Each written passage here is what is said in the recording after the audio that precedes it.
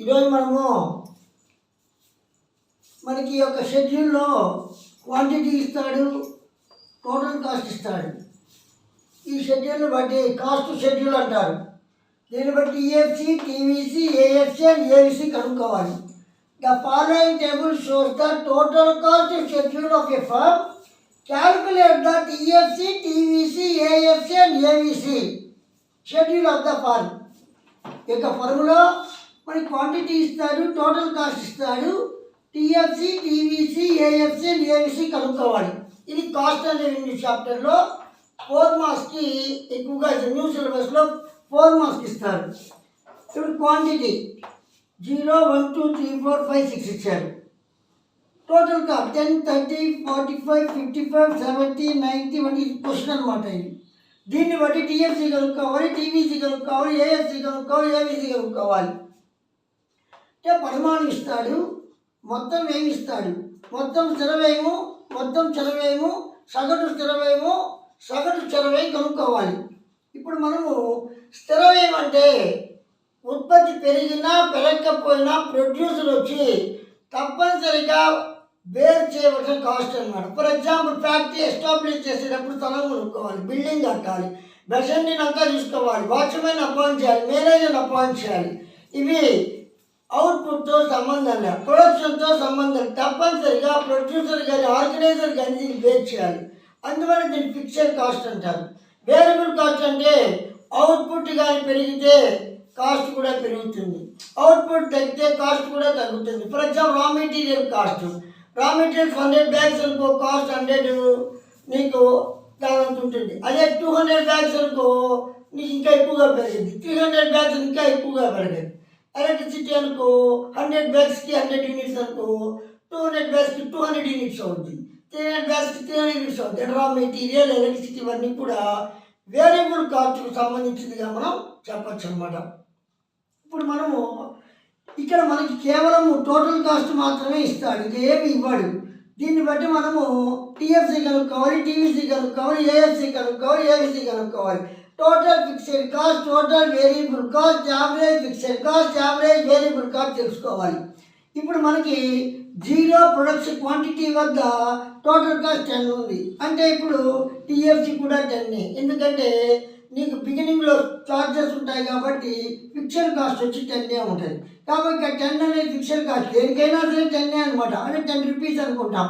10 rupees మొత్తం కూడా fixed cost. అందువల్ల ఫిక్స్డ్ కాస్ట్ 1 యూనిట్ 10 ఉంటుంది, 2 యూనిట్ 10 ఉంటుంది, 3 యూనిట్ 10 ఉంటుంది, 4th యూనిట్ కూడా 10 ఉంటుంది, 5th యూనిట్ 10 ఉంటుంది, 6th యూనిట్ 10 ఉంటుంది.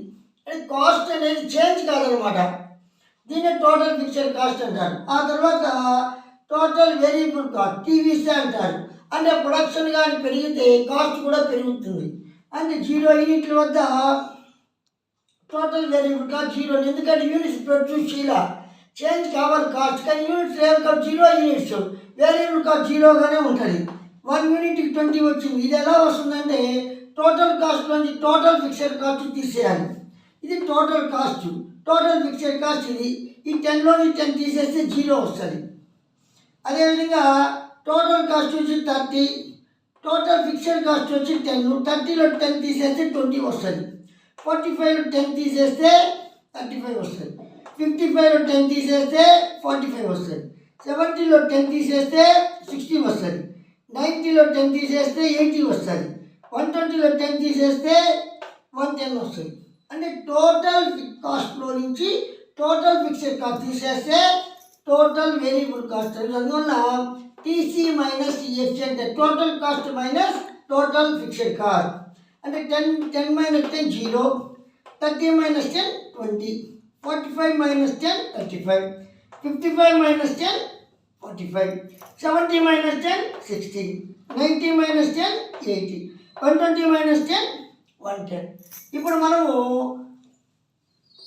యావరేజ్ ఫిక్స్డ్ కాస్ట్ అనుకుంటే, యావరేజ్ ఫిక్స్డ్ కాస్ట్ అంటే ఒక వస్తువుని తయారు చేసింది అయ్యే ఫిక్స్డ్ కాస్ట్ అనమాట.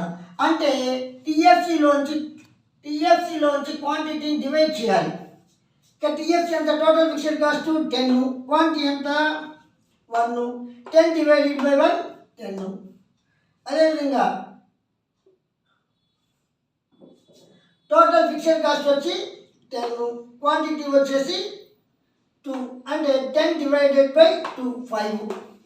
అదేవిధంగా టోటల్ ఫిక్స్డ్ కాస్ట్ వచ్చి 55 వచ్చి టోటల్ ఫిక్స్డ్ కాస్ట్ వచ్చి 10, యూనిట్స్ వచ్చి 3, అంటే 10 డివైడెడ్ బై 3 3.3. అదేవిధంగా టోటల్ ఫిక్స్డ్ కాస్ట్ 10, క్వాంటిటీ 4, కాబట్టి 10 డివైడెడ్ బై 4 2.5. అదేవిధంగా 15 టోటల్ ఫిక్స్డ్ కాస్ట్ వచ్చి 10, యూనిట్స్ వచ్చి 5, కాబట్టి 10 డివైడెడ్ బై 5 2. అదేవిధంగా టోటల్ ఫిక్స్డ్ కాస్ట్ వచ్చి 10, యూనిట్స్ 6, 10 డివైడెడ్ బై 6 1.66. అంటే టోటల్ ఫిక్స్డ్ కాస్ట్లో నుంచి క్వాంటిటీని మనము డివైడ్ చేయాలి, అప్పుడు ఇది వస్తుంది అనమాట. అంటే 10 divided by 1 10, 10 divided by 2 5, 10 divided by 3 3.3, 10 divided by 4 2.5, 10 divided by 5 2, 10 divided by 6 1.66. ఇప్పుడు మనము యావరేజ్ వేరియబుల్ కాస్ట్ కనుక్కుంటాం. యావరేజ్ వేరియబుల్ కాస్ట్ అంటే ఒక కమోడిటీని తయారు చేయడం దానికి అయ్యే వేరియబుల్ కాస్ట్ అనమాట. కాబట్టి దీన్ని ఎలా వస్తుందంటే టోటల్ వేరియబుల్ కాస్ట్ని divided by quantity. Total variable cost క్వాంటిటీతో డివైడ్ చేయాలి.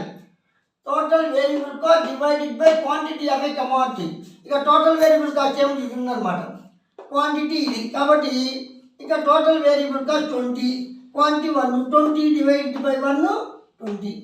ఇక టోటల్ వేరియబుల్ కాస్ట్ వచ్చేసి 35 డివైడెడ్ బై 2 17.5, 35 డివైడెడ్ బై 2 17.5. అదేవిధంగా 45 ఉంది total variable cost. 45 divided by 3 15, 45 divided by 3 15. అదే 48 టోటల్ వేరియబుల్ కాస్ట్ వచ్చి 60 ఉంది కాబట్టి 60 డివైడెడ్ బై 4 15, 60 డివైడెడ్ బై 4 15. అది 15 టోటల్ వేరియబుల్ కాస్ట్ వచ్చి 80 ఉంది.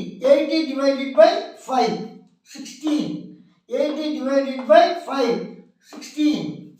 అదేవిధంగా టోటల్ వేరియబుల్ కాస్ట్ వచ్చి 110 ఉంది. క్వాంటిటీ వచ్చి 6, 110 బై 6 18.3.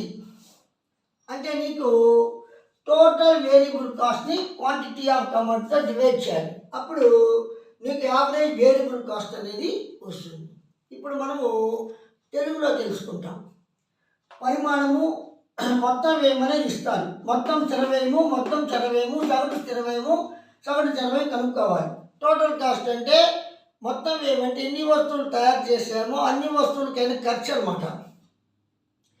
టోటల్ ఫిక్స్డ్ కాస్ట్ అంటే టోటల్ మొత్తం స్థిర వ్యయం. స్థిర వ్యయం అంటే అర్థం ఏంటంటే ఉత్పత్తిదారు ఫ్యాక్టరీ స్థాపించేటప్పుడు తప్పనిసరిగా భరించవలసిన వ్యయాలు, యంత్రాలు యంత్ర పరికరాలపై ఖర్చు, ఫ్యాక్టరీ బిల్డింగ్పై ఖర్చు, శాశ్వత సిబ్బందికి ఇచ్చే ఉద్యోగులు శాశ్వత సిబ్బందికి ఇచ్చే జీతమచ్చాడు. ఇవి అవుట్పుట్తో ఉత్పత్తితో సంబంధం లేదు. ఉత్పత్తి పెరిగినా పెరగకపోయినా వీటిని తప్పనిసరిగా ఉద్యమదారుడు భరించాల్సిందే. ఇంకా నీకు వేరియబుల్ కాస్ట్ అంటే ఉత్పత్తి పరిమాణంతో పాటు మారుతాయి. అంటే ముడి పదార్థాలపై ఖర్చు, విద్యుత్ శక్తిపై ఖర్చు, ఇతర ఖర్చులు.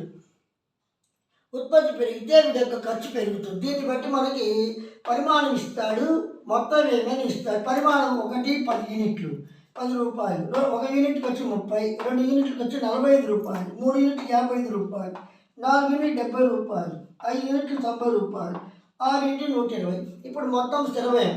మొత్తం స్థిర వ్యయం అంటే స్థిర వ్యయం మారదు. ఉత్పత్తి జరగకపోయినా కూడా అంతే ఉంటుంది. 0కైనా 10, 1కైనా 10, 2కైనా 10, 3కైనా 10, 4కైనా 10. అంటే 10 అనేది వస్తుంది అనమాట. మొత్తం స్థిర వ్యయము అంటాం. ఇప్పుడు మొత్తం చర వ్యయం. మొత్తం చర వ్యయం అంటే మొత్తం వ్యయము మైనస్ మొత్తం స్థిర వ్యయము మైనస్ చేయాలి. కానీ మొత్తం వ్యయం ఎంత ఇక్కడ 10, 10లో 0. ఇక్కడ ఏంటంటే మొత్తం చర వ్యయం అంటే ఇక్కడ ఉత్పత్తే లేదు. ఉత్పత్తి లేదు, వ్యయం కూడా ఉండదు అనమాట. యూనిట్లు వస్తేనే నీకు మారితేనే నీకు చర వ్యయం వస్తుంది. అందరూ 0 పెట్టుకున్నాం. ఇక్కడ మొదటి యూనిట్కి వచ్చి మొత్తం వ్యయం వచ్చి 20 ఉంది. మొత్తం వ్యయం వచ్చి 30 ఉంది. మొత్తం వ్యయము మైనస్ మొత్తం స్థిర వ్యయం మొత్తమే 30 ఉంది. మొత్తం స్థిర 10 ఉంది. 30, 10, 20. రెండో యూనిట్కి 45 - 10 35. మూడో యూనిట్కి 55 - 10 45. నాలుగో యూనిట్ 70 - 10 60. ఐదో యూనిట్ 90 - 10 80. ఆరో యూనిట్కి 120 - 10 110. అంటే మొత్తం వ్యయాన్ని మొత్తం స్థిర వ్యయంతో మైనస్ చేస్తే మొత్తం స్థిర వ్యయం అనేది వస్తుంది. కానీ 10 10 0, 30లో 10 తీసేస్తే 20, 45 మొత్తం వ్యయం మొత్తం స్థిర 40లో 10 తీసేస్తే 35, 50లో 10 తీసేస్తే 45, 70లో 10 తీసేస్తే 60, 90లో 10 తీసేస్తే 80, 120లో 10 తీసేస్తే 110. అంటే ఇప్పుడు మనం మొత్తం స్థిర వ్యయం కనుక్కున్నాం. ఇప్పుడు సగటు స్థిర వ్యయం ఎలా వస్తుందంటే మొత్తం స్థిర వ్యయము మైనస్ పరిమాణం. ఇది మొత్తం స్థిర వ్యయం పరిమాణంతో డివైడ్ చేయాలి. 10 divided by 0 0 1. 10 divided by 1 10. 10 divided by 2 అంటే 10ని 2తో భాగించాలి 5 వస్తుంది. 10ని 3తో భాగించాలి 3.3 వస్తుంది. 10ని 4తో భాగించాలి 2.5 వస్తుంది. 10ని 5తో భాగించాలి 2 వస్తుంది. 10ని 6తో భాగించాలి 1.66 వస్తుంది. అంటే మొత్తము వ్యయము మొత్తం స్థిర వ్యయంలో నుంచి పరిమాణాన్ని భాగిస్తే సగటు స్థిర వ్యయం అనేది వస్తుంది. కాబట్టి మొత్తము స్థిర వ్యయం ఎంత 10, పరిమాణం 1 10/1, 10/2 5, 10/3 3.3, 10/4 2.5, 10/5 2, 10 డివైడెడ్ బై 6 1.66. ఇప్పుడు సగటు స్థిర వ్యయం కనుక్కోవాలి. సగటు స్థిర వ్యయం ఎలా వస్తుంది? మొత్తము స్థిర వ్యయం డివైడెడ్ బై పరిమాణం. మొత్తం స్థిర వ్యయం ఎంత? ఇది మన మొత్తం స్థిర పరిమాణం. ఇది 20 డివైడెడ్ బై 1 20.